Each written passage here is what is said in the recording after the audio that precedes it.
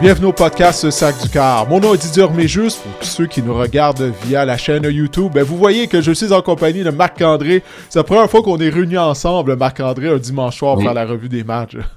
Exactement. Je peux pas normalement le dimanche soir, mais là, je peux. J'aurais aimé ça, pas pouvoir, puis jouer en finale de ma ligue de deck hockey, mais on a perdu la semaine dernière en demi-finale, donc voilà. En demi-finale, désolé pour la fin de ta saison, mais la perte de ton équipe est le gain pour faire la réaction des matchs. Pas juste du dimanche, mais on va également discuter des rencontres qui étaient présentées à travers la NFL samedi. Alors, ça a été un week-end vraiment très occupé en termes de matchs. Alors, justement, on va aller à samedi soir, Marc-André, avant de parler des rencontres de dimanche, parce qu'il y avait tout un match entre les Packers et les Bears. Les deux équipes s'étaient affrontées 2 semaines plus tôt. Ça avait été une victoire des Packers, mais la formation des Packers a changé là, en raison des blessures. Naturellement, Michael Parsons n'était pas là. Finalement, ça a été une victoire spectaculaire de la part des Bears, 22-16, grâce à une remontée orchestrée par Caleb Williams, qui a complété vraiment une passe de toucher de toute beauté en prolongation à DJ Moore pour la victoire. Exactement. Je sais pas par où commencer, Didier. Il y a beaucoup de choses qui sont arrivées dans ce match-là. On peut commencer par Jordan Love, qui n'a pas complété la rencontre, qui a fait place à Malik Willis. Malik Willis, j'ai trouvé qu'il a bien joué. Et à chaque fois qu'on l'a amené du côté des Packers cette année en relève, je trouve qu'on dirait qu'on a un cahier de jeu où on a des jeux spécialement préparés au cas où Malik Willis est dans la mêlée. Si nous été d'un échappé là, sur la remise de ballon en prolongation, on aurait pu avoir un tout autre match. Mais ouais, Jordan Love a quitté la rencontre. C'est quand même quelque chose qu'il va falloir surveiller parce que ça pourrait venir jouer sur la fin de saison des Packers. Oui, définitivement, une commotion cérébrale. Mais comme tu as mentionné, Malik Willis a vraiment bien joué. Puis ça, c'est du coaching. Qu'est-ce que tu as décrit de la part de Matt Lafleur, de s'ajuster. Il sait que Malik Willis a un style différent à celui de Jordan Love. Il est plus rapide que Love, puis on a utilisé les jambes de Willis. Mais c'est pas juste ça, il a complété des passes également. Je pense pas que tu peux demander une meilleure performance à part de ta carrière réserviste qui s'amène dans la mêlée comme ça à la suite du blessure à ton carrière partant. En fait, peut-être les Packers auraient même dû gagner le match, Marc-André. Hein? Ça n'avait pas été la fin de la rencontre du côté des Bears. Exact. Si ça n'avait pas été de la punition sur le face mask, là, pour saisir le protecteur facial de Warren Brinson avec Caleb Williams, il restait 3 minutes à faire au match. Écoute, on aurait peut-être un sac du corps ici. Peut-être que le scénario aurait été différent. Oui, non, définitivement. Ça a vraiment coûté ça aux Packers de Green Bay. Mais j'aimerais qu'on parle un peu de Caleb Williams. Ouais. Tu sais, parce que Caleb, vraiment, il y a quelque chose qui nous a démontré depuis le début de la saison. Au 4e quart, si l'écart est d'une possession ou moins, Caleb Williams est capable de faire des jeux et de faire gagner les Bears. Puis c'est exactement ce qu'il a fait en prolongation là, avec sa super passe de toucher à DJ Moore. C'est la 6e victoire cette saison des Bears, Didier, lorsqu'ils tirent de l'arrière avec 2 minutes à faire au 4e quart. Imagine-toi donc. Voilà. C'est un record de la NFL depuis 1970, là, depuis que la NFL et la AFL ont créé simplement une seule ligue, la NFL, le merger qu'on appelle en anglais. C'est le mot que j'avais en tête, mais je cherche le mot français là. se sont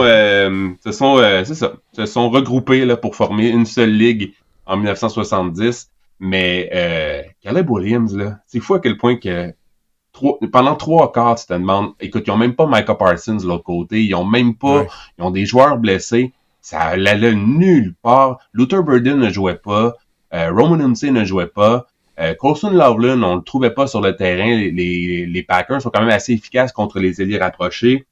Ça a pris un toucher d'un joueur non repêché, J.D. Walker, je sais même pas que... Moi qui aime le fantasy, qui aime suivre les joueurs, je ne savais pas c'était qui J.D. Walker. Moi non plus, je savais pas. Avant de le googler lorsqu'il a pogné une passe de toucher. Donc, mais Caleb Williams, c'est tellement difficile par moment. Puis encore là, un peu comme à la Bo Nix, je trouve. Un moment donné, il y a des étincelles, les choses s'allument. Puis en fin de match, au 4e quart, on pourra pas lui enlever ça. C'est un gars qui est clutch. C'est un gars qui se lève dans les moments importants. J'ai vraiment apprécié la fin de match de Caleb Williams. Mais mon Dieu, si Caleb Williams joue comme ça en éliminatoire, je pense que les Bears vont faire l'éliminatoire. On voit les Bears au Super Bowl 60, c'est ça que t'es en train de faire déjà? Écoute, j'aurais peur d'être un partisan des Bears rentrant en éliminatoire, là, d'avoir une performance de la sorte pendant 3 quarts. Ouais, mais si ton équipe, si les Bears finissent par gagner, t'as partisan des Bears, tu vas être content. 150 verges au sol pour les Bears contre 192 du côté des Packers de Green Bay. Mais encore une fois, l'attaque au sol des Bears qui a fait des siennes. On a notre recette, on est robuste, on aime courir avec le ballon du côté de Ben Johnson. Du moins, il a toujours un bon équilibre au niveau de la sélection de ses jeux. Puis c'est ce qu'on a vu samedi soir au Soldier Field. C'était très venteux en plus. Alors écoute, les Bears qui sont en mesure là, d'aller chercher la victoire. Puis là, ben, ils prennent une sérieuse option sur le premier rang de la section nord de l'Association nationale. Écoute, on va rester du côté de la NFC, puisque dimanche, le match du côté de la section sud de la NFC mettait aux prises les Buccaneers de Tampa Bay aux Panthers de la Caroline. Le premier rang était à l'enjeu et ce sont les Panthers qui ont été déçus par le pointage de 23-20. 2 passes de toucher de la part de Bryce Young. Ça fait en sorte que les Panthers sont maintenant seuls en tête de la division sud de la nationale avec seulement 2 matchs à jouer là, maintenant. Et le dernier match de la saison régulière sera justement contre les Buccaneers de Tampa Bay. Les Bucs qui avaient la chance, Marc-André, de soit créer l'égalité ou peut-être même de marquer un touché. On était assez profondément dans le territoire des Panthers pour y aller d'un botté de précision, mais Baker Mayfield a été victime d'une interception, manque de communication avec Mike Evans. On a bien vu à la reprise, Mayfield s'attendait à ce que Evans coupe son tracé de passe vers l'extérieur. Evans est allé à l'intérieur, il a lancé le ballon. Résultat, une interception. Mais l'attaque des Buccaneers qui continue de se chercher, mais on va donner crédit aux Panthers à Caroline qui ont été en mesure de décrocher cette victoire. Moi, juste savoir, Didier, qu'est-ce qui se passe avec Baker Mayfield. Il commet des erreurs, puis, écoute, c'était potentiellement le meilleur quart, là. On parlait comme lui, d'un candidat au titre de joueur par excellence en première moitié de saison. Puis depuis, je te dirais, depuis 1 mois et demi, 2 mois, là, c'est l'enfer. La semaine dernière, je sais pas si tu te souviens, il a lancé une interception au 4e quart qui a coûté le match. Ça a permis aux Falcons de remonter, de l'emporter. Ça a été la même chose cette semaine. Écoute, Didier, il va falloir si les Buccaneers veulent participer aux éliminatoires, il va falloir que Baker Mayfield protège mieux le ballon ou prenne des meilleures décisions dans des moments critiques parce que pour moi, c'est ça le point tournant du match. Puis ça fait quelques semaines là, qu'on dit qu'est-ce qui se passe avec Baker. Clairement, il y a quelque chose qui ne va pas dans son cas. Il doit être blessé, Marc-André. Parce que souviens-toi, il y a quelques semaines, il avait subi une blessure à l'épaule gauche en fin de match. Il n'a pas raté de rencontre, mais depuis, il n'est pas le même. Là, aujourd'hui, on l'a vu faire des jeux avec ses jambes. Toutefois, ce qu'on n'avait pas vraiment vu lors des dernières semaines, il a joué avec plus d'aplomb. Mais je suis d'accord avec toi. On ne voit pas le même Baker Mayfield qu'en début de saison. Lorsqu'il a pris possession du ballon, je veux dire, OK, ça y est, c'est une opportunité pour Baker Mayfield d'y aller d'un tour de magie. Comme il avait fait, je crois, c'est lors des 3 premiers matchs de la saison, il avait permis aux Bucs de revenir de l'arrière afin de l'emporter. C'est pas lors des 3 premiers matchs, lors des 4 premières rencontres. Bref, là, malheureusement, pour lui, il a été victime d'un revirement. Maintenant, on ne peut pas échapper le match de la semaine prochaine, parce que sinon, ça va vouloir dire que le match, lors de la dernière semaine d'activité contre les Panthers, si les Panthers gagnent la semaine prochaine, ça va vouloir dire que ce match-là ne va rien vouloir dire. Alors, il faut être en mesure de l'emporter la semaine prochaine, puis espérer qu'on va toujours avoir une chance de terminer au premier rang de la division. Mais encore une fois, tu as raison de souligner la performance de Baker Mayfield qui a laissé à désirer. Écoute, moins de 200 verges pour la passe pour Baker Mayfield. Ben oui, 145 verges par la passe. Bryce Young, 191 verges seulement. Il a été victime il a complété 2 passes de toucher, mais aucune interception. Mais, encore une fois, on n'a pas été capable de presser Bryce Young. Du côté de la défense des Buccaneers de Tampa Bay, Jason Pierre-Paul était en uniforme, mais le fait qu'on a mis sous contrat Jason Pierre-Paul s'en dit beaucoup là, sur l'état des chasseurs de corps. En fait, le fait qu'on n'a pas de chasseurs de corps du côté des Bucs, c'est un peu comme les Colts qui ont rapatrié Philip Rivers. C'est parce qu'ils n'avaient plus de carrière. Mais c'est ce qui se passe à la position de chasseur de corps du côté des Bucs. J'ai trouvé que la performance des Panthers, on va finir par les prendre au sérieux. Je sais qu'il y a eu des commentaires sur nos podcasts qui ont dit qu'est-ce qu'on a contre les Panthers à pas les prendre au sérieux. Mais ça, je pense que c'est une belle victoire. Ils commencent à être legit, comme on dit. Ils sont légitimes, les Panthers. J'ai aimé la performance de Bryce Young. J'ai aimé, la belle passe de toucher à Ted McMillan.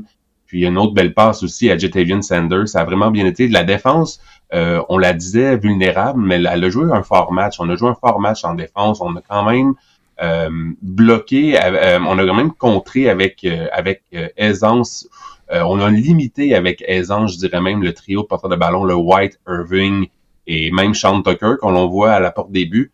Donc, propriétaire fantasy de Bucky Irving. Aujourd'hui, j'aurais aimé ça voir plus le numéro 7 que le 44 qui apparaît. Bref, ça, c'est une autre histoire. Mais on a bien fait ça. On a bien contré le jeu au sol parce que c'était notre maillon faible qu'on disait du côté des Panthers. Puis on a vraiment bien joué à ce niveau-là aujourd'hui. 30 courses pour 169 verges du côté des Buccaneers de Tampa Bay. Alors qu'on a gagné seulement 101 verges au sol pour les Panthers à Caroline en 20 courses. Le meneur au sol, ça a été Rico Dowdle. Il a gagné seulement 29 verges en 9 courses. Mais pendant un bon moment, les Bucs ont dominé également là, au niveau du temps de possession. Ça s'est reflété sur les statistiques. Ils ont un ballon de 9 minutes de plus que les Panthers. Mais une chose qui a fait de la différence, c'est que les Buccaneers, ils ont eu de longues séquences, puis ces séquences-là se sont terminées avec des bottées de précision.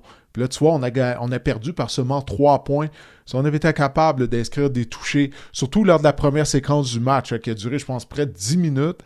Puis, c'est ça, on a dû se contenter d'un 3 points seulement du côté des Buccaneers. Alors, ce genre de match-up, c'est le genre de choses qui va venir tenter, puis c'est exactement ce qui est arrivé à Tampa Bay. En même temps, les Jaguars de Jacksonville étaient à Denver. Les Marc-André, je pense que c'est le moment de l'épisode où on va peut-être devoir présenter des excuses aux Jaguars. En tout cas, moi, j'attendais cette rencontre-là afin de juger Trevor Lawrence et les Jaguars de Jacksonville. Oui, la semaine dernière, il a été responsable de 6 touchés, Lawrence, mais c'était contre les Jets de New York. Mais là, aujourd'hui, il a été responsable de 4 touchés et les Jaguars ont vaincu les Broncos à domicile 34-20 pour mettre fin à la séquence de 11 victoires de Denver. Je me dis que les Broncos étaient dus, Marc-André. Est-ce que c'est aussi simple que ça ou bien il faut donner le crédit une fois pour toutes à Trevor Lawrence et aux Jaguars? Tu te souviens-tu, la semaine dernière, tu m'avais dit, t'es-tu en train de boire le Kool-Aid des Jaguars, toi, en ce moment, parce que je suis en train de dire que vous jouiez mieux? Écoute, la semaine dernière, je me suis pris un verre, là, simplement, dans le coup. Mais là, écoute, là, je le bois à part. La tête dans le bol de Kool-Aid. Oui, exactement. Hey, quelle performance. Trevor Lawrence, là, il y a quelque chose qui se passe avec les Jaguars, honnêtement. Écoute, 4 touchés, 3 par la passe, mais surtout 10 en 2 matchs. Et sur une séquence de 6 victoires, il a inscrit 18 touchés au total. C'est une moyenne de 3 par match. C'est épouvantable, mais ce que j'ai retenu de ce match-là, c'est la ligne à l'attaque des Jaguars qui a quand même fait du bon travail contre la pression là, du front défensif des Broncos. Ça a vraiment été ça la clé du côté des Jags. On s'en est franchement bien sorti. Puis oui, écoute, une victoire vraiment, vraiment impressionnante là, de la part des Jaguars. On peut rien dire. Non. Ils sont allés sur la route à Denver, puis ils ont dominé la rencontre. Marc-André, c'est aussi simple que ça. Trevor Lawrence, on en a parlé lors du dernier mois au cours du podcast, comme quoi qu'il est moins hésitant. Puis c'est exactement ce qu'on voit là, de sa part. Tout au long de la rencontre, contre les Broncos, se débarrasser rapidement du ballon, contre le front. On sait à quel point les Broncos sont dangereux en mesure d'appliquer une pression constante sur les carrières adverses. Ils mettent l'NFL au chapitre des sacs du corps. Trevor Lawrence n'a pas bronché. OK, il est un joueur transformé. J'ai l'impression que le coaching de Liam Cohen fait effet sur lui. Je conserve des petits doutes, Marc-André, encore une fois à son endroit. Mais ça a vraiment été toute une performance d'équipe du côté des Jaguars de Jacksonville. Alors que du côté des Broncos, on avait une opportunité en fait de rencontre. Puis, mais Bo Nix a été victime d'une crampe au cerveau. Je ne sais pas si tu l'as vu lorsqu'il est sorti à l'extérieur des limites du terrain, toujours en possession du ballon. Il a lancé le ballon pour s'en débarrasser. Mais le problème, c'est qu'il avait déjà mis le pied à l'extérieur des limites du terrain. Donc, au lieu de se retrouver avec un 4e et 3, les Broncos se sont retrouvés avec un 4e et 8, étant donné qu'il a perdu 5 verges sans aucune raison sur le jeu. Puis là, naturellement, un 4e et 8, c'est beaucoup plus difficile à convertir qu'un 4e et 3. Alors, ça a vraiment été une erreur non provoquée de la part de Bo Nix. Puis essentiellement, ça a mis fin à la séquence. J'aurais aimé savoir ça. Si on avait été en mesure d'aller chercher le premier essai, peut-être qu'on aurait pu effectuer une remontée parce que les Broncos nous ont habitués à des remontées spectaculaires depuis le début de la saison. Mais aujourd'hui, c'était la journée à Trevor Lawrence. Effectivement. Mais j'ai aimé du côté des Broncos.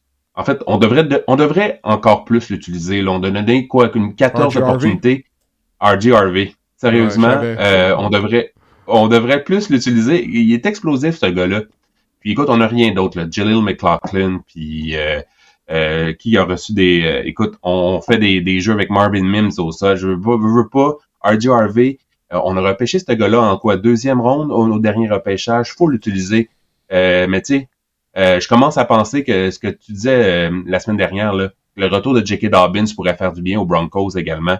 Je pense que ça aussi, là, ça pourrait faire du bien, mais écoute, R.J. Harvey, c'est un porteur de ballon. Oui, il est petit, mais il est explosif. Il a réalisé des jeux dans ce match-là.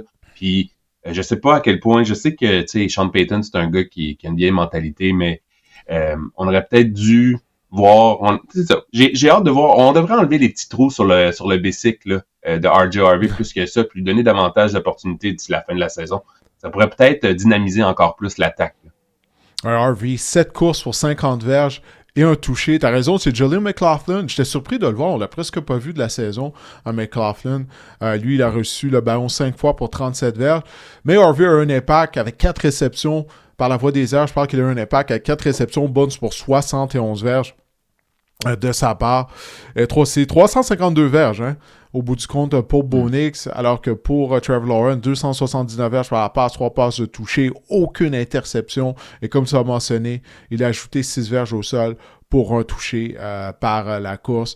Alors oui, je suis bien d'accord avec toi. Harvey a bien paru aujourd'hui, mais je continue de croire que si J.K. Dobbins peut revenir au jeu, là, j'ai rien entendu lors de la dernière semaine à son sujet, ça ajouterait une dimension peut-être qu'on a besoin à l'attaque des Broncos de Denver. Mais bref, bon, les Broncos, peut-être une bonne chose qu'ils aient perdu ce match-là. 11 victoires de suite, ça faisait longtemps qu'ils n'avaient pas goûté à la défaite. T'sais, c'est peut-être pas une mauvaise chose de perdre un match avant le début des éliminatoires du côté de Denver. Maintenant, à Détroit, ça c'est un match aussi qu'on avait hâte de voir. Hein. Les Steelers rendaient visite aux Lions au Ford Field. Détroit a perdu par le pointage de 29-24 contre les Steelers. Mais ça a été une fin de rencontre dans la controverse un peu. On croyait que Jared Goff avait inscrit un touché. En fait, il a inscrit un touché sur une latérale de Amon-Ra St. Brown. Toutefois, on a jugé que Sam Brown avait commis de l'obstruction et c'est venu annuler le touché de Goff qui aurait donné l'avance à Détroit. Alors, défaite crève-cœur pour Détroit.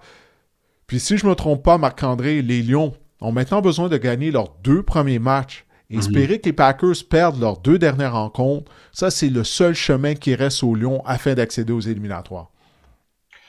Moi, je me questionne. En fait, pour moi, c'est la grande surprise, là, la défaite des Lions à domicile. Puis, tu sais, les Steelers, même, avaient pris une confortable avance dans la rencontre. Mais le jeu au sol, Didier, où était notre jeu au sol? Sonic et Knuckles, 2 verges au sol, Jahmyr Gibbs.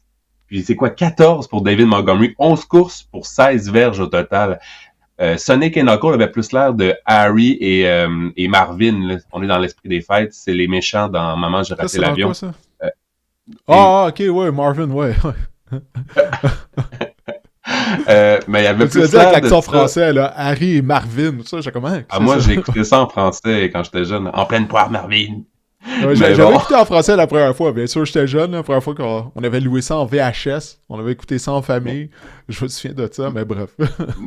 Mais ça, c'est à n'y rien comprendre. Pourquoi le jeu au sol des Lions n'a pas fonctionné contre les Steelers? Moi, c'est vraiment quelque chose qui m'a étonné là, en fin de semaine. Moi aussi, Marc-André. Tu sais, j'ai toujours en mémoire les déboires que la défense des Steelers a eu contre le jeu au sol. J'ai toujours pas oublié le match contre les Bills de Buffalo, parce que les Bills sont allés à Buffalo puis ils ont gagné plus de 200 verges au sol. Mais là, ça a été 12 courses pour 15 verges du côté des Lions. Jared Goff a tenté 54 passes. 3 passes de toucher, aucune interception pour lui. 364 verges par la passe. Mais moi, en début de journée, je me dis, OK, les Lions ne vont pas faire la même erreur que les Dolphins ont fait lundi soir dernier. Souviens-toi, les Dolphins avaient une séquence de 4 victoires. C'était principalement grâce au jeu au sol. C'était pas grâce à toi. Puis, on n'a pas couru avec le ballon lundi soir dernier à Pittsburgh. Puis là, moi, je me dis, assurément, les Lions ne vont pas faire la même erreur. On n'a pas été patient avec la sélection de jeu, avec le jeu au sol. Pourtant, c'est un match qui a été serré pendant la majorité de la rencontre. Donc, comme toi, ça m'a laissé concerné. Puis c'est ça, du côté des Lions, sans Ben Johnson. Tu sais, Ben Johnson, il avait le don, là. Tu sais, des fois, il faisait des séquences juste en utilisant le jeu au sol. Puis on le voit avec les Bears de Chicago. Des fois, il disait, OK, je vais juste remettre le ballon à Jahmyr Gibbs et David Montgomery. Ou il y avait des séquences où il disait, OK, je vais juste remettre le ballon à Montgomery. Mais il manque de rythme au niveau de la sélection de jeu du côté des Lions de Détroit. Là. C'est quelque chose qui devient de plus en plus évident. Ça fonctionne par la passe, mais la chose numéro 1, je crois, du côté des Lions, c'est la défense. Ça commence vraiment à ressembler l'année dernière.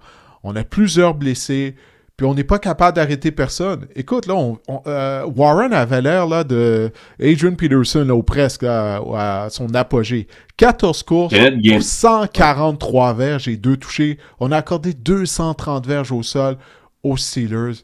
Du moment que tu accordes 230 verges au sol, peu importe ce que ton attaque fait, ça devient très difficile de gagner des matchs, quasi impossible. Mais il y a aussi la ligne à l'attaque des Lions qui est franchement amochée. Ça aussi, c'était peut-être quelque chose qui a causé que le jeu au sol était beaucoup moins efficace. Je sais que le centre, là, leur bon centre jouait pas. Donc, tu sais, l'intérieur de la ligne à l'attaque, ça a vraiment été difficile là, du côté des Lions. Tu as parlé des Steelers. Kenneth Gainwell, depuis un mois, il est spectaculaire. On a vraiment 2 porteurs de ballon incroyables. Encore une fois, il a obtenu, je sais pas, t'as vu là, sûrement le catch là, il était déjà au sol. Oui, à la fin, il faut en parler de ce jeu-là. À la fin de la première demi. C'est fou, ça. C'est fou, totalement. C'est il était le seul qui avait réalisé que le ballon n'avait pas touché au sol, je crois. Hein? Exact. C'est un des catchs, les catchs les plus spectaculaires que j'ai vus, en tout cas, cette saison, assurément. Mais j'ai vraiment, on a vraiment... c'est drôle, j'étais pas convaincu, je suis encore pas convaincu par Aaron Rodgers et l'attaque aérienne. Et DK Metcalf, là, qui s'en prend même à des partisans, si on veut en parler aussi. Il faut parler là, de ça, Marc-André. Aussi. Ça n'a pas de bon sens. Il essaie de donner un coup de poing à un partisan. On ne sait pas ce que le partisan lui a dit. D'ailleurs, j'ai pas vu les commentaires de DK Metcalf après la rencontre. Je suis certain que les journalistes lui en ont parlé. Mais c'est tellement stupide. Tu peux pas, peu importe ce que le partisan dit, tu peux pas commencer à donner des coups de poing aux partisans, là, ça n'a pas d'allure, là, sinon on va se retrouver avec la mêlée qu'il y avait eu au basketball à Détroit dans le temps entre les Pistons et, les Pacers. Oh. Ça peut pas arriver. Non, mais c'est de même que ça commence, Marc-André. Tu essaies de donner un coup de poing à un partisan, tu sais pas, ça peut dégénérer. Ça peut pas arriver, ça, de la part de DK Metcalf. Puis, tu dis que tu n'es pas convaincu d'Aaron Rodgers. Moi, c'est le groupe de receveurs des Steelers. T'sais, on en a parlé tout l'été. On s'était après DK Metcalf, on n'a pas grand-chose à la position de receveur de passe. Puis ça paraît aujourd'hui. Il y a Marcus Valdez-Scantling qui avait une passe de toucher dans les mains. Il a plongé, le ballon de chassé 2 mains. L'histoire de sa carrière. Ouais. Ben oui, c'est ça. Mais c'est ça. Mais pourquoi on s'attend à quelque chose de différent du côté des Steelers? Comme tu as dit, c'est l'histoire de sa carrière d'échapper des passes. Donc c'est ça, on n'a pas grand-chose derrière DK Metcalf. Puis, en passant, j'adore Darnell Washington. Les liens rapprochés géants qu'on a du côté des Steelers. Mais je pense qu'on le cible un peu trop, là. Il a échappé un ballon près de la zone des buts. Regarde, je l'aime bien, Darnell Washington. Là. C'est le fun à voir. Il est grand, il est gros, il est plus gros que tout le monde. Mais il est un peu trop impliqué au sein de l'attaque, selon moi. Là. Je sais pas ce que tu en penses, mais c'est très limité en termes de receveurs. Bref, les options d'Aaron Rodgers. Heureusement, Kenneth Gainwell a connu un bon match. Ensuite, tu as parlé de sa performance au sol, mais également 5 réceptions pour 78 verges et un touché pour l'ancien des Eagles. Exact. Mais pour revenir... oui, l'ancien des Eagles, merci. Mais pour revenir à Metcalf rapidement, il n'a pas été expulsé sur la rencontre. Puis j'ai lu par après que lorsque tu lances pas... quand il lance pas le drapeau rouge, le fanion rouge, un officiel, t'es pas obligé de l'expulser, bref, puis peut-être qu'il y aura même pas de suspension, mais je suis convaincu qu'il va, en tout cas, on va se poser la question. J'ai hâte de voir pour la suite des choses, comment qu'on va dealer avec ça, là, du côté de la NFL.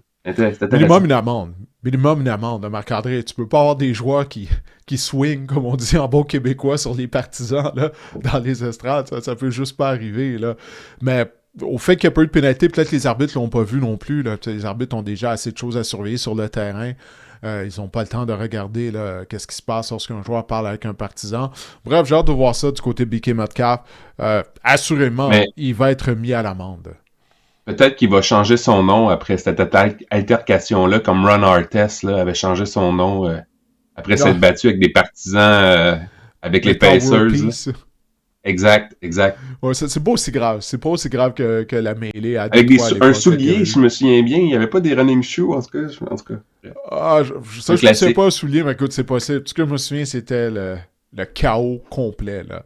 Mais alors, ça pour dire, belle victoire des Steelers de Pittsburgh. Pendant qu'on enregistre le podcast, les Ravens sont en action. Eux, ils reçoivent les Patriots de la Nouvelle-Angleterre. Alors, ils se doivent de continuer de gagner s'ils veulent accéder aux éliminatoires, étant donné que les Steelers ont été en mesure de défaire les Lions de Détroit. Comme on rappelle, les Lions sont maintenant officiellement sur le respirateur artificiel afin de participer aux éliminatoires. On va se transporter à samedi soir où tes Eagles rendaient visite à leur rivaux de section, les Commanders de Washington. Ça a été un match serré. Les Eagles ont gagné par le pointage 29-18. Jalen Hurts a mené la charge du côté de l'attaque. T'es un partisan des Eagles, je te laisse y aller en premier. Qu'est-ce que tu as retenu de cette rencontre, là? Au moins le jeu au sol, là, sans vouloir revenir à la vie juste avant le début des éliminatoires. Écoute, je retiens que les Eagles sont champions de l'Est de la nationale, de l'Est de la nationale. Ça, c'est une bonne affaire. On est assuré d'une place en éliminatoire. Exactement, c'est la première équipe, je crois. Exact, 2004. La dernière fois qu'une équipe a gagné lors de 2 années consécutives le premier rang de la division. Wow. Mais j'ai aimé ce que j'ai vu de la part de Saquon Barkley. Même Tank Bixby a connu sa part de succès aussi. Mais écoute, on affrontait les Commanders. On dirait qu'on était comme un lion qui jouait avec sa nourriture là, avant même de... écoute, ça a pris du temps à se mettre en marche, l'attaque des Eagles. Mais tu sais, Saquon Barkley a obtenu 84 verges après contact dans ce match-là. C'est son plus haut total depuis 2019. Ça en dit long. En fait, Saquon Barkley a connu 2 bons matchs. Vous allez me dire, oui, c'est les Commanders puis c'est les Raiders. C'est pas des grosses équipes, mais quand même, on a vu Saquon Barkley connaître ses meilleurs moments de la saison. J'ai aimé aussi Jalen Hurts au sol. On a couru. En fait, on a profité du fait que c'était un peu ça aussi. Les Commanders avaient aucune pression sur le corps, aucun pass rush, comme on dit en anglais. Donc, il y avait des lignes de course incroyables. Jalen Hurts aussi en a profité. On a revu la bonne vieille recette des Eagles, puis par la suite, les receveurs de passe. AJ Brown a connu un fort match. Devante Smith a inscrit un touché. Dallas Goedert a connu un fort match. Bref, je sais, on dirait que l'attaque a pris du temps à se mettre en marche, mais on commence à voir un certain équilibre dans l'attaque des Eagles. Puis je pense que ça, c'est de bon augure pour la suite des choses. J'ai hâte de voir contre des meilleurs adversaires là, d'ici la fin de la saison. Oui, en plus, les Commanders qui étaient déjà privés des services de Jayden Daniels. Du côté Washington, on a annoncé la semaine dernière qu'on n'allait pas utiliser Daniels d'ici à la fin de la saison pour qu'il récupère une fois pour toutes de sa blessure au coude gauche. Ça, c'est une bonne nouvelle. On a perdu les services de Marcus Mariota. Puis pauvre Josh Johnson, là, qui a joué pour quoi? 31 des 32 équipes de la NFL ou à peu près à un certain moment donné. Ouf, lui, il m'avait l'air vraiment de joueur rendu au bout du rouleau. Là. C'était très difficile de sa part. Mais bon, les Eagles sont champions de section, comme tu as dit. C'est la chose à retenir de cette victoire contre leurs rivaux de section, les Commanders de Washington. Maintenant, dimanche après-midi, il y a les Jets, les pitoyables Jets de New York, étaient à la Nouvelle-Orléans. Ça a été une autre défaite pour les Jets. Chris Olave a inscrit 2 touchés. Smith, le nouveau botteur de précision des Saints, ça fait quelques semaines qu'il est leur botteur. Ben, il a réussi 5 bottées de précision. Écoute, ça a été une victoire facile, entre guillemets, pour les Saints. 29-6. Puis c'est une 3e victoire de suite pour la Nouvelle-Orléans. En passant, on en parlait tout au long de l'année. Là, les Saints étaient coriaces. Même si on n'avait pas cherché des victoires. Mais là, on dirait qu'on va terminer la saison régulière en force du côté des Saints. Et les Jets, Marc-André, là, il leur reste 2 matchs pour réussir une interception. Sinon, ils vont devenir la première équipe de toute l'histoire de la NFL à ne pas réussir une interception pendant toute la saison. Ça, là, j'en reviens toujours pas de cette statistique-là, qu'on est presque rendu à Noël et on n'a pas provoqué une interception depuis le début de la saison. Par contre, la défense a quand même bien joué là, pendant la plupart du match là, dans ce match-ci. Je pense que les Saints ont inscrit des points sur leurs 4 dernières possessions du match. Donc, jusqu'au 4e quart, ça allait quand même bien là, du côté de la défense des Jets. Par contre, l'attaque, c'est épouvantable. Brady Cooks a été victime de 8 sacs du corps. C'est épouvantable. Honnêtement, ça a été un festin là, de la part de la défense. Mais la défense des Saints, Didier, je suis désolé de faire des liens fantasy, mais ça fait quelques semaines là, que c'est une défense qui, en éliminatoire fantasy, on joue bien en défense côté des Saints. En fait, c'est pas ça le problème. Tyler Shot, parlons-en, encore plus de 300 verges. Il y a une connexion certaine avec Chris Olave, qui a inscrit 2 toucheurs. C'était Taysom Hill, par exemple. Mais quand même, il fait tout à son pouvoir, Tyler Shot, pour qu'on puisse aller de l'avant avec lui pour la saison prochaine. Puis moi, j'aime aussi là, le fait que les joueurs se présentent pour Kellen Moore. C'est ce qui m'a frappé aussi. Les joueurs jouent pour Kellen Moore. Je suis pas sûr que les joueurs jouent pour Aaron Glenn en ce moment du côté des Jets. Ouais, des rumeurs comme quoi qu'Aaron Glenn, il pourrait peut-être perdre son emploi à la fin de la saison. Écoute, Black Monday s'en vient rapidement. On verra qu'est-ce qui va arriver avec lui. Mais comme je te disais lors du dernier épisode du podcast, du côté des Saints, étant donné que c'est pas une grande cuvée de carrière qui s'en vient, Tyler Shough, tu viens de le mentionner, 300 verges, je pense que c'est son premier match de 300 verges en carrière, démontre de belles choses. Moi, je pense qu'il reste 2 matchs à la saison. Là. S'il continue de jouer comme il l'a fait là, lors des dernières semaines, pourquoi pas commencer avec la saison avec Shough comme partant, peut-être amener un carrière vétéran pour le seconder, ou si tu veux continuer avec Spencer Rattler comme carrière réserviste, j'aurais pas de problème avec ça. Et puis là, profiter du repêchage afin d'essayer de s'améliorer aux autres positions. Ou peut-être compléter une transaction, donner notre premier choix à une équipe, du moins l'échanger. Bref, il y a des options pour les Saints. Si Shough continue, il reste juste 2 matchs à la saison, mais s'il peut bien jouer lors de ces 2 rencontres-là, on voit qu'il y a des outils. Il est grand, il a un bras puissant, il est mobile, il a des outils avec lesquels on peut travailler du côté des Saints de la Nouvelle-Orléans. Je voulais juste rajouter, Didier, les 2 derniers matchs des Saints contre les Titans et contre les Falcons. On est présentement 5-10. Si on gagne ces 2 matchs-là, écoute, en route vers 7-10, les Chiefs, on est 6-9. Je vais peut-être me faire une réaction excessive pour le prochain épisode du podcast. Là. Ouais, les Chiefs vont repêcher avant les Saints de la Nouvelle-Orléans. Wow. Les Saints vont avoir une meilleure fiche que les Chiefs en 2025. Comment? Répète-moi ça, excuse-moi. Les Saints, une meilleure fiche que les Chiefs en 2025. Qui aurait pu penser ça? On en est rendu là. Imagine-toi. C'est fou, hein? On en est rendu là pour les Chiefs. Regarde, avant de parler des Chiefs, on va parler du match entre les Bills et les Browns. Ça avait lieu à Cleveland. Buffalo a gagné, mais de justesse, 23-20 contre les Browns. 117 verges au sol pour James Cook. Il a également inscrit 2 touchés. Mais si ça n'avait pas été de l'incompétence des Browns, peut-être que Cleveland aurait causé une surprise puis il l'aurait emporté, Marc-André. Parce qu'on a pris possession du ballon, c'était au 4e quart. Donc, on avait juste besoin de botter de pression pour qu'il y ait l'égalité ou mettre sur pied une séquence pour inscrire un touché. On s'est retrouvé, bref, avec un 3e et 38 du côté des Browns, si je me souviens bien. C'est 3e et 28 ou 3e et 38, ouais. Shedeur, qui a cette mauvaise habitude-là de reculer dans la pochette. Il a été victime d'un sac sur le premier essai. Après ça n'a pas bien été. Tu sais, au lieu d'aller de l'avant, on allait à reculons du côté de Cleveland. Moi, j'avais espoir. Je me disais, peut-être qu'on va causer une surprise. Ben, c'est ça, les Browns. Que veux-tu? Et en plus, on a perdu Christian Judkins. Ouais, tu l'as vu. Écoute, on n'a même pas montré de reprise à l'écran. Il a subi une fracture à une jambe. Et on craint également qu'il se soit blessé au genou. Marc-André, on est presque rendu à Noël. Subir ce genre de blessure-là, ça fait en sorte peut-être qu'il va rater le début de la prochaine saison. Bref, c'est vraiment désastreux dans le cas de Judkins. J'arrête pas de te parler des Browns, mais parlons des Bills. Qu'est-ce que tu as pensé là, de la performance justement des Bills de Buffalo lors de ce match? On en a juste assez fait pour l'emporter. Puis même à un moment donné, on pensait que Josh Allen s'était blessé un pied, il boitait, finalement il est resté dans la fin du 2e quart. Ouais. Bref, on s'est évadé de Cleveland avec la victoire. On dirait qu'on a ce problème-là avec les Bills. C'est pas la première fois qu'on en parle. Là. On se met au niveau de nos adversaires. Puis là, on jouait contre les Browns. On a nivelé par le bas. Oui, tu as parlé de James Cook, 117 verges, mais 100 en première demi. La 2e demi, les Bills, ça n'a pas été facile.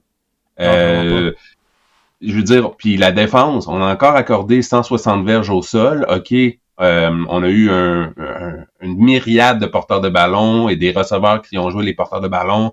Et Shedeur Sanders qui a connu près de 50 verges au sol, mais quand même, on a été efficace au sol. Je voulais juste vous dire que si les Bills jouent comme ça en éliminatoire, on les voyait au Super Bowl, on se disait, OK, c'est leur chance, mais si on joue comme ça en éliminatoire, je suis pas convaincu qu'ils vont faire un bon bout de chemin. Il faut vraiment se redresser. La défense, elle est toujours ce qu'elle est. Il y a des trous dans la défense. Là, l'attaque fonctionnait pas. C'est quoi, 137 verges au total, Josh Allen? Mm-hmm. Écoute, c'est un match qu'on aurait dû gagner par un haut pointage, puis on l'a pas fait. Ça m'inquiète. J'ai trouvé une statistique intéressante ce matin, là, lorsque je me préparais avant d'aller au NFL Red Zone. 6 fois, les Bills ont accordé plus de 180 verges au sol en un match cette année. Sais-tu quoi leur fiche lors de ces rencontres-là? 4-2. Non. Imagine-toi, 4 victoires et 2 défaites. On a une fiche gagnante. Mais en éliminatoire, je suis d'accord avec toi. Ça ne peut pas fonctionner. Là. Si on n'est pas en mesure d'améliorer la défense contre la course, il reste juste 2 matchs au calendrier régulier. Je pense que c'est ça qui est ça pour la défense des Bills. T'sais, son tendon d'Achille, c'est la défense contre la course. En tout cas, c'est sûr qu'on va surveiller ça lors des matchs éliminatoires. Il n'y a aucun doute là-dessus. Là, la performance de l'unité défensive de Buffalo contre le jeu au sol. Mais l'important, c'est d'aller chercher la victoire. Surtout à Cincinnati. On ne peut pas se permettre d'échapper ce match-là. J'ai eu la frousse pendant un moment donné pour les Bills, une fois que les Browns ont pris le ballon, comme je le disais, au 4e quart. Mais les Browns ont été les Browns. Alors, ils ont trouvé une façon là, de bousiller tout ça. On dirait que... Puis on dirait également que Josh Allen voulait pas que Myles Garrett ait son sac du corps record contre lui. Là, il a reculé jusque presque dans la zone début, puis il est allé se choir sur l'autre joueur pour empêcher, comme c'est pas vrai mon vieux, tu vas avoir ton record. Oui, c'est Mason Graham. Ouais. C'est pas vrai, là, tu vas faire un record sur moi. Ils ont donné un demi-sac à Myles Garrett sur ce jeu-là. Alors que clairement, c'est Myles Garrett qui a récolté. Oui. Plus tard, au cours de la rencontre, ils ont annoncé ça, qu'ils lui avaient donné un demi-sac. J'ai vraiment pas compris pourquoi. Bref, en tout cas, il lui manque un sac pour battre le record. On va voir s'il pourra battre le record pour le plus grand nombre de sacs du quart en une saison la semaine prochaine. Bon, on va en parler des Chiefs, Marc-André. Ils étaient au Tennessee contre les Titans. Ils ont perdu 26-9 contre les Titans du Tennessee. Imagine-toi, il y a une semaine, là, dimanche matin de la semaine dernière, les Chiefs avaient toujours des chances de participer aux éliminatoires. Leur carrière partant était Patrick Mahomes. Une semaine plus tard, on perd les services de Gardner Minshew, notre carrière numéro 2. Okay, déjà que la saison de Mahomes est terminée, on est rendu avec notre jeune carrière numéro 3, un carrière recrue qui n'a aucune répétition durant toute la semaine. Puis là, on perd contre les Titans du Tennessee qui avaient perdu le 11 derniers matchs à domicile.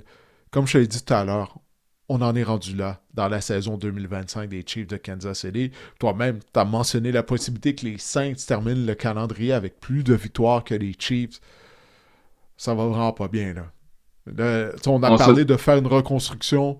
Ben, c'est ça, là. On est rendu là du côté de l'organisation Kansas City, là. On vient de perdre contre les Titans, imagine-toi. On se demandait comment que les Chiefs allaient sortir, là. Eux qui jouent un premier match, disons, sans enjeu depuis 2014. C'est fou pareil d'y penser. Là. Il y a des gens qui ont 10 ans maintenant aujourd'hui, puis qui ont toujours vu les Chiefs en éliminatoire. Puis écoute, ça a été catastrophique. Sérieusement, on était sans âme, sans ambition, sans rien. On dirait qu'on a juste hâte que la saison finisse du côté des Chiefs. Là, tu as parlé en plus de la blessure à Gardner Minshew. En fait, j'ai même réfléchi, j'aurais dû changer mon choix. J'ai failli texter Guillaume quand j'ai vu que Rashee Rice jouait pas, qu'on avait une panoplie de joueurs qui ne jouaient pas. J'ai dit, mon Dieu, les Titans vont aller gagner ça. Eux qui n'ont pas gagné un match à domicile cette saison. Écoute, ouais, c'est ça. On a juste hâte que la saison finisse du côté des Chiefs. Et pour la première fois depuis longtemps, c'est peut-être ça qu'on recherche aussi, là. On va avoir un choix qui pourrait être dans le top 10, 12. Dans le top 10? Repêchage le repêchage de la NFL, ça fait longtemps qu'on n'a pas repêché 25, 30, 25 en montant là, depuis la dernière décennie. Donc, j'ai hâte de voir ce qu'on va pouvoir faire avec ces choix-là. Pour monter à l'époque où Herman Edwards, je pense, était l'entraîneur-chef. Après ça, il y a eu Todd Haley. Là, dans ces années-là, le Romer Connell, quand ça allait vraiment mal là, pour les Chiefs. Depuis la dernière fois, je crois qu'on a repêché dans le top 10. Bon, écoute, on va avoir un bon choix au repêchage afin d'amorcer cette reconstruction de l'équipe de Kansas City. Mais wow! Mais t'as mentionné Guillaume. Lui, il avait choisi les Titans pour gagner. Alors, il m'a texté pour me rappeler ça. Ouais, il m'a texté pour me rappeler ça, qu'il avait pris les Titans pour l'emporter. Alors non seulement ça a été une victoire convaincante par le pointage de 26-9. Il est temps que la saison des Chiefs se termine. Là. On est rendu à ce moment-ci de la saison. Là. Maintenant, on peut donner un peu d'amour aux Titans? On peut-tu donner un peu d'amour aux Titans? Tu veux donner de l'amour à Titans? Allons-y. Qu'est-ce que tu as à dire à propos des Titans? Là? Ils ont marqué 24 points ou plus pour la 4e fois en 5 matchs. 3 matchs de suite de 100 verges au sol de Tony Pollard. Cam Ward, veut pas, il a quand même connu un fort match, j'ai trouvé. Je sais pas si tu as vu une passe qu'il a fait à Chumerick Dickey au début du 3e quart. Là. Il a rien vu, il y avait de la pression, puis il a lancé une bombe de 30 verges. Je veux dire, il y a des flashs, là, Cam Ward. Je pense pas qu'il est incompétent. Je vais juste donner un peu d'amour aux Titans là, qui sont sur une lancée quand même en fin de saison. On n'est pas bon, mais on joue quand même du meilleur football. On s'améliore, disons ça comme ça. Ouais, tu fais bien de le mentionner. On a couru 40 fois avec le ballon. 40 courses sur 164 verges du côté des Titans du Tennessee. Puis ça, c'est quelque chose que l'entraîneur-chef par intérim, Mike McCoy, avait dit. Tu sais, il voulait pas mettre tout le plan de match sur les épaules de Cam Ward. Il voulait maintenir une attaque équilibrée dans la mesure du possible. Alors, c'est ce qu'on fait. 21-28 pour Ward, 228 verges par la passe, 2 passes de toucher, aucune interception. Moi, je l'ai dit depuis le printemps, avant même le repêchage, que je crois au talent de Cam Ward. Puis ce que j'aime, c'est qu'il se décourage pas, malgré la saison de misère que les Titans ont. Ben, c'est ça, il continue de jouer avec attitude. Puis ça, c'est vraiment tout à son honneur. Maintenant, on va voir ce qui va arriver durant la saison morte, qui sera l'entraîneur-chef, le repêchage, la période des joueurs autonomes et tout. Mais on a une carrière de talent au Tennessee. Là. Pour moi, je pense que c'est évident. Il faut juste souhaiter qu'il se développe et qu'on soit en mesure de bien l'entourer. Maintenant, on va aller à Dallas où les Cowboys recevaient les Chargers. Les Cowboys, eux, qui sont officiellement éliminés des éliminatoires. Ben, ça a été une victoire par le pointage de 34-17 de Los Angeles. Excellente performance à part de Justin Herbert. J'en reviens pas encore une fois. On dirait, je dis ça toutes les semaines, Marc-André. Il joue avec une main cassée. Oui, il joue avec une main cassée. Et avec tous les blessés qu'on a au sein de la ligne à attaque des Chargers, on continue de l'emporter. Puis là, on a été en mesure d'abuser de cette mauvaise défense des Cowboys. Tu te souviens, là, quand une période de 2-3 semaines, on disait hey, la défense des Cowboys s'est améliorée, les blessés sont revenus au jeu, Quinnen Williams, son addition, on est plus solide contre la course. Ben là, Williams n'était pas là, il était blessé, il a raté le match. Mais je me demande si on va pas devoir y aller d'un changement de collateur en défense du côté des Cowboys de Dallas. Mais même là, l'attaque a juste marqué 17 points également. Là, cette attaque-là qui est très talentueuse pourtant. Et surtout 0 en deuxième demi. Ça s'enlignait pour être un festival offensif. Là. Ce match-là, c'était 21-17, si ma mémoire est bonne, à la mi-temps. Puis c'est ça, la défense des Chargers, c'est elle qui s'est pris en main. Je pense elle est excellente, la défense. Elle est secrètement excellente, la défense des Chargers, c'est mon avis, Didier. Mais écoute, moi, c'est ça, c'est les deux choses que je retiens également de ce match-là. La performance de Justin Herbert, touché au sol, le cours au sol, il a distribué le ballon à tous ses receveurs. On a 452 verges d'attaque. On a vraiment profité de la piètre qualité de la défense des Cowboys. C'est Herbert que je retiens. Il a connu un fort match. Encore là, c'est impressionnant ce qu'il peut faire avec une main fracturée. Puis c'est également la défense, tu en as parlé. On avait eu un soubresaut avec Quinnen Williams puis avant la date limite de transaction, mais là, vraiment, on a retrouvé nos bonnes vieilles habitudes, puis on a l'air d'une équipe qui a juste hâte que la saison finisse. Ouais, ça a été le retour au naturel du côté des Cowboys de Dallas. 300 verges par la passe, 23-29 pour Justin Herbert. 2 passes de toucher, 42 verges au sol avec un touché. Omarion Hampton, 85 verges en seulement 16 courses. Il a également inscrit un touché. Il y a Benjamin Saint-Just, je ne sais pas si tu as vu, là, il a passé près de réussir une interception. Il couvrait George Pickens. Benjamin qui poursuit sa bonne saison du côté des Chargers. On sait qu'il a signé un contrat d'1 an seulement avec les Chargers. Alors j'espère pour lui qu'il pourra signer un contrat d'au moins 3 ans. Une fois que la saison sera terminée. Bref, on verra. On n'en est pas rendu là encore. Encore une fois, tu as bien mentionné la défense des Chargers, qui est une des bonnes de la NFL. En particulier au niveau de la tertiaire. Alors, ouais, les Chargers qui ont une fiche de 11 victoires et 4 défaites. Puis les le dernier match de la saison contre les Broncos. Oui, semaine 18. Ça va être bon, c'est peut-être pour le premier rang. Ben c'est ça, la suite de la défaite des Broncos aujourd'hui contre les Jaguars, contre les puissants Jaguars de Jacksonville. C'est ça qu'il faut dire maintenant. On peut pas juste dire les Jaguars, les puissants Jaguars. Bon, dans un match où les deux équipes ne participeront pas aux éliminatoires, les Vikings étaient au MetLife Stadium contre les Giants. J.J. McCarthy qui jouait bien, encore une fois, Marc-André, là, ça fait quoi, au moins 3 semaines, 4 semaines, où ses performances sont encourageantes. Comparativement à ce qu'on voyait plus tôt, lorsqu'il était partout sur toutes les memes, qu'on se moquait de lui à travers les réseaux sociaux, jouait avec beaucoup plus d'aplomb. Mais là, il a subi une blessure à la main droite. Alors ça fait en sorte que Max Bromsmer a été envoyé dans la mêlée. Puis malgré tout, les Giants ont trouvé une façon de perdre ce match-là. C'est une 9e défaite consécutive pour New York. Ça, c'est une équipe pour qui vraiment, là, le moment est venu que cette saison-là, 2025, prend fin, là, parce que ça va vraiment pas bien du côté des Giants. J'ai regardé trop longtemps ce match-là, Didier. Mais oui. Tu veux plus avoir ce temps-là, là. Tu sais, on a écouté, on a des bonnes chances du côté des Giants d'avoir le premier choix au prochain repêchage. Ça, c'est une bonne nouvelle en soi.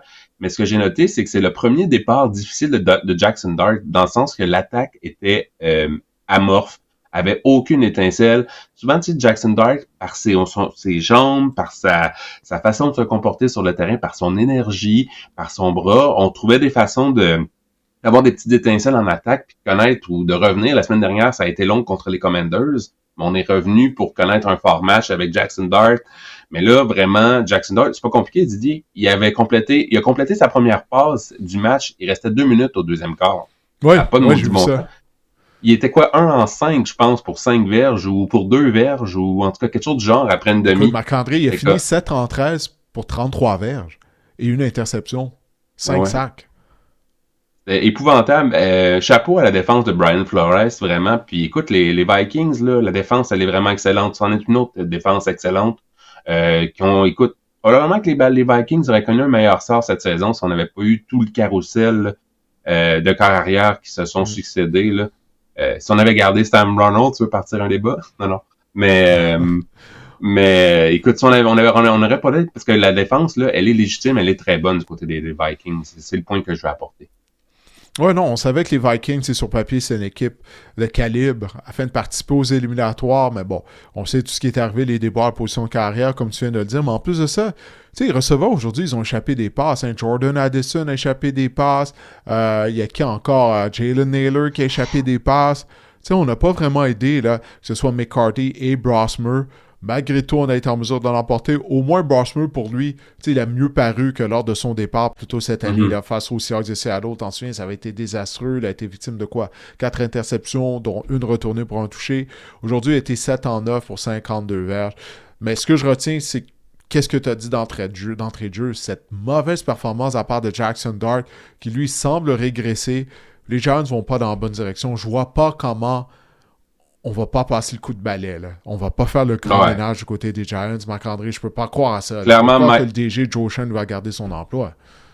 Clairement, Mike Kafka n'est pas l'homme de la situation non plus, là. Non, ça vraiment sera pas, on a donné un bonbon, là, à un gars dans l'organisation, mais on va lui souhaiter bonne chance dans ses futurs emplois à la fin de la saison, selon moi. L'opportunité là, qu'il avait, définitivement. Un autre duel qui voulait rien dire. Les Bengals étaient à Miami contre les Dolphins. Ben, ils ont foutu une gifle au visage des Dolphins. Victoire des Bengals 45-21, Marc-André. Même la marque finale n'indique pas l'allure de la rencontre. 309 verges par la passe, 4 passes de toucher pour Joe Burrow. Peut-être qu'il va retrouver le sourire après cette performance. Lui qui a été très maussade lorsqu'il s'est adressé aux médias là, lors des 2 dernières semaines. Là. Quand j'ai vu ce match-là, je me suis dit, dans ma tête, je me suis passé cette réflexion-là, je me suis dit, c'est ça que les Bengals, on aurait dû avoir des Bengals cette saison. Joe Burrow qui lance 4 passes de toucher, 3 touchés de Chase Brown, la défense qui joue bien également, ça aurait dû être ça, les Bengals. Il y a eu des blessures. Écoute, tout s'est écroulé, mais ça aurait pu être C'était contre les Dolphins. Ouais, je sais. C'est ça, la défense. Tu sais, j'étais avec toi, je t'écoutais, je suis comme, ouais, il a raison. Jusqu'à ce que tu dis la défense qui joue bien. Là, c'est là, je me suis dit, wow, un instant, c'était contre les Dolphins de Miami avec Quinn Ewers qui effectuait le tout premier départ de sa carrière. 260 verges par la passe pour Ewers, aucune passe de toucher, 2 interceptions. Ça allait tout de même bien pour lui, jusqu'à ce que les Bengals augmentent leur avance, puis là, il fallait jouer du football de rattrapage, il fallait passer le ballon aux trans, puis là, c'est là que les revirements ont commencé à se produire du côté de Ewers. J'avais un ami qui était au match. Sais-tu combien a payé son billet pour assister au match? Il était quand même assez bien placé. Pas plus que $10. Non, 30 quand même. 30 $. OK. Je me dis, je sais pas si Miami, South Beach a tellement de choses à faire plutôt que d'aller assister d'un match des Dolphins. Je sais pas, peut-être, mais bon. OK. Hey, T. Higgins a réussi quelques catchs tout à fait spectaculaires. Hein. Il a fini avec 3 réceptions pour 53 verges, mais de ces 3 réceptions, je pense qu'il y a eu 2 catchs spectaculaires. Son touché, puis une réception qui a réussi le long des lignes de côté. Bref, il est temps que la saison se termine également pour les Bengals et les Dolphins. Je sais pas s'il y a quelque chose puis Samaje Perine aussi, là. Quand je l'ai vu rentrer dans son début, Ouais. Avant Chase Brown, j'étais comme, mon Dieu, Zach Taylor, arrête-moi ça. Mais Chase Brown, finalement, il a connu un bon match. Laisse-moi donc voir ouais, ça. il y a eu les 3 touchés suivants. Ouais. Ben oui, c'est ça, exact. Ouais. Mais quand même, c'est comme, JP Ryan, on n'est plus en 2019. En tout cas, bref. En tout cas, j'ose croire qu'il sera pas avec les Bengals en 2026, ça, je peux pas croire. Ouais. Ah oui, 3 touchés au total pour le choix repêchage des Alouettes, Chase Brown. J'aime rappeler ça. Bon, dernière rencontre. Non, il nous en reste 2. Falcons-Cardinals. Bijan Robinson, bon, il a été en mesure de mener les Falcons à 2e victoire consécutive en passant. Hein. Souviens-toi, ils avaient gagné la semaine dernière contre les Buccaneers de Tampa Bay. C'était une victoire par le pointage de 26-19 des Falcons contre les Cardinals, pour qui rien ne va plus. Absolument pas. Ça va pas. Bijan Robinson, bon, au moins, on lui a remis le ballon aujourd'hui. Il a été solide au sol. Qu'est-ce que tu as retenu là, de cette rencontre-là entre deux équipes? Ils vont rater les éliminatoires. Moi, je sais pas pour toi, moi, j'attends juste Black Monday là, pour voir qu'est-ce qui va arriver autant du côté d'Atlanta, du côté de l'Arizona. Parce que vraiment, ça va pas bien. Kirk Cousins, 197 verges par la passe, 2 passes de toucher. Mais ça au sol, là, regarde, 16 courses pour Algier, 16 courses pour Robinson, 79 verges pour Algier, 76 pour Bijan. Mais Bijan a ajouté 7 réceptions pour 92 verges et un touché.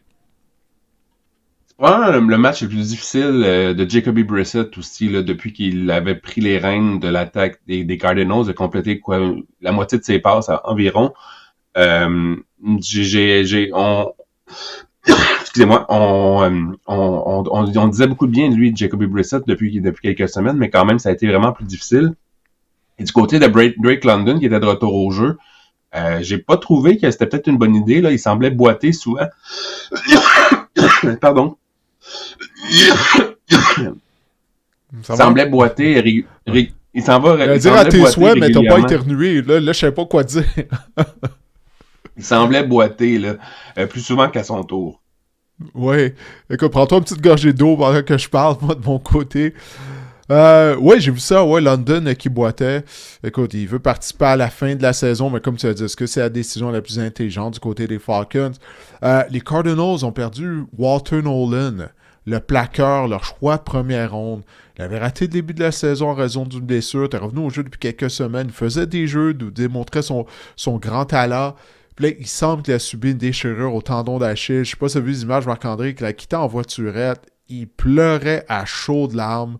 Le thérapeute sportif tenait sa jambe. En tout cas, c'est vraiment triste de voir ça. Encore une fois, tu parles d'une grave blessure. On est presque rendu à Noël. Un joueur talentueux. Oui, c'est ça. Puis là, il avait raté le début de la saison. Ben là, c'est l'histoire qui va se reproduire en 2026, on dirait. Puis pour les Cardinals, on a rendu qu'un dossier de 3-12, Marc-André. On donne aucun signe de vie. Au moins, pour les Falcons, ça a été une 2e victoire consécutive. Bref, on va attendre la fin de la saison régulière pour voir qu'est-ce qui va arriver autant dans le désert de l'Arizona qu'à Atlanta. Le dernier match dont on n'a pas parlé, mettons aux prises les Raiders aux Texans. C'était une victoire à l'arraché de la part de Houston, Marc-André, hein, contre les Raiders. Je ne m'attendais pas à ça. Je ne sais pas pour toi, j'imagine aussi que toi aussi tu t'attendais pas à ça. Bref, une victoire par le pointage de 23-21. Et mine de rien, les Texans ont maintenant porté à 7 leur séquence de victoires. Mais ce match-là a été beaucoup trop serré. Là. Face aux Raiders, moi je me dis, OK, CJ Stroud, en théorie, devrait connaître un bon match. La tertiaire des Raiders, elle est horrible. Vegas a gagné seulement 75 verges d'attaque la semaine dernière à Philadelphie contre tes Eagles. Là, on a été plus productif en attaque contre l'excellente défense des Texans de Houston. Je ne m'attendais pas à ça. Ça a tout pris pour que Houston soit en mesure de l'emporter. C'était moi aussi une surprise des deux côtés du ballon. Côté de l'attaque de Houston, on n'a pas inscrit notre premier touché offensif et est survenu au milieu du 4e quart. La défense a accordé 21 points contre la pire attaque de la ligue. Là. On entend les Raiders en marquant en moyenne 14 par match. J'ai trouvé CJ Stroud, c'est un de ses moins bons matchs également. Je l'ai pas trouvé très incisif. C'est un peu ça le problème avec CJ Stroud. Je pense que lorsqu'il est un bon... Ça sera pas un grand carrière, CJ Stroud. Je sais qu'on l'a repêché 2e au total, mais ça va être... S'il peut devenir un bon gestionnaire de match, ça serait au moins ça de gagner du côté des Texans. Je trouve que là, on en a vraiment arraché du côté de C.J. Stroud, spécialement en première demi. Je pense qu'il a complété seulement 7 de ses 20 tentatives de passe, si ma mémoire est bonne, en première demi. Ça a été difficile. Fait que oui, ça m'a déçu vraiment la performance des Texans. Je pensais vraiment que ça allait être un festin contre les Raiders. Ça n'a pas été le cas. Puis écoute, je vais te laisser peut-être finir sur les Texans. J'ai une statistique sur Ashton Genty. Les gens vont pouvoir me pitcher des rushs. Vous avez conseillé de le laisser sur votre banc. Il a connu un match. Pas blâmer pour ça quand même. 188 verges totales et 2 touchés. C'est le premier joueur avec un touché au sol et un touché sur réception d'au moins 50 verges depuis Lamar Miller en 2015. Wow, Lamar Miller qui jouait pour les Texans, c'est bien ça? Peut-être, en 2015, je sais pas. Faudrait que j'aille vérifier. Je sais pas en 2015 s'il jouait encore pour eux, mais je sais qu'il avait joué pour les Texans. Peut-être les Dolphins, peut-être? Ouais. Je vais aller voir. Également, ouais. Ben, c'est ça. Puis pendant que tu vérifies, je vais pas être aussi sévère que toi à l'endroit de C.J. Stroud. Ça a été une contre-performance d'équipe du côté des Texans. Puis tu sais, j'ai parlé du fait que les Raiders ont gagné seulement 75 verges d'attaque la semaine dernière à Philadelphie.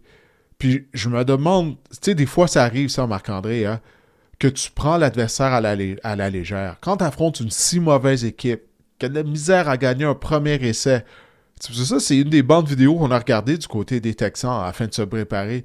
Puis les joueurs sont humains. Tu regardes la bande vidéo là, tout au long de la semaine, puis tu te dis, ben voyons, on va pas perdre contre eux, ils sont tellement mauvais. Puis là, qu'est-ce qui arrive? Ben c'est ça. Tu joues pas avec intensité dès le début de la rencontre. Puis là, étant donné que le match est serré à la mi-temps, ben ça donne une dose d'énergie aux Raiders qui se disent « Hey, on a une rare opportunité de gagner un match. » Puis là, soudainement, les Texans se retrouvent dans une bataille de rue, là, dans une bataille de ruelle contre les Raiders qui ont espoir de causer une surprise. Puis là, le match devient serré, beaucoup plus ardu qu'il devrait être. Moi, j'ai l'impression que c'est ça qui est arrivé à Houston. Là. On a pris les Raiders à la légère, je sais pas. Je vais leur donner le bénéfice du doute, surtout la défense. Tu sais, qui a accordé quelques longs jeux, à Genty notamment. J'étais tellement surpris de voir ça. Je vais donner le bénéfice du doute à cette défense de Houston qui excelle depuis le début de la saison. Ça arrive, ils sont humains. Noël s'en vient. Peut-être qu'on avait la tête justement à Noël. On s'est dit ça va être facile contre les Raiders. Mais écoute, j'ai besoin de voir une meilleure performance à part de Houston la semaine prochaine. Laisse-moi donc aller voir contre qui on va jouer la semaine prochaine. Ah, on va jouer à Los Angeles contre les Chargers. Alors ouais, je suis pas mal certain qu'on va jouer avec beaucoup plus d'intensité du côté des hommes de DeMeco Ryan. Mais c'est surtout le fait qu'on avait amorcé le match la façon dont tout le monde anticipait, c'est-à-dire Derek Stingley, je pense, inscrit un touché défensif. On s'était dit, bon Dieu, ça va être un festin pour la défense, pour l'excellente défense. Les sacs du corps vont venir, les interceptions. Geno Smith en plus, tu sais. Mais non, ça n'a vraiment pas été ça. Chapeau aux Raiders, il faut leur donner ça. Ils ont su démontrer du caractère, puis ils ont essayé justement de causer la surprise à l'étranger en plus. Vraiment, c'est une belle performance là, des Raiders. Je ne m'attendais pas à ça. Mais ouais, j'ai hâte de voir les Texans Chargers. Ça va être excellent. Ouais, définitivement, la semaine prochaine. Alors, j'ai bien hâte de voir ce match-là. Bon, ben écoute, Marc-André, je vais te laisser y aller. Merci de ton passage pour la première fois en ma compagnie le dimanche soir. C'est l'égalité 10-10 entre les Patriots et les Ravens de Baltimore présentement. Alors, faut pouvoir aller regarder la fin de la rencontre. Pour les gens qui ont regardé cet épisode du podcast via la chaîne YouTube ou qui l'ont téléchargé en ce début de semaine, bon, on vous remercie de l'avoir fait. Puis on sera de retour mercredi, Marc-André et moi, alors qu'on va mettre la table pour la 17e, l'avant-dernière semaine d'activité, Marc-André, du calendrier régulier. Je vois que t'es excité, là, en plus, en train de bailler. Je baille, là. C'est épouvantable. C'est une longue journée. Je pense pas que tu vas toffer la deuxième demi entre les Ravens et les Patriots. Hein? Tu vas te coucher direct, tu vas regarder ça demain matin. Oui. Bon, oui, ben exact. Parfait. Écoute, encore une fois, merci Marc-André. Merci aux gens qui ont regardé ou qui ont écouté le podcast. Portez-vous bien et on vous reparle mercredi.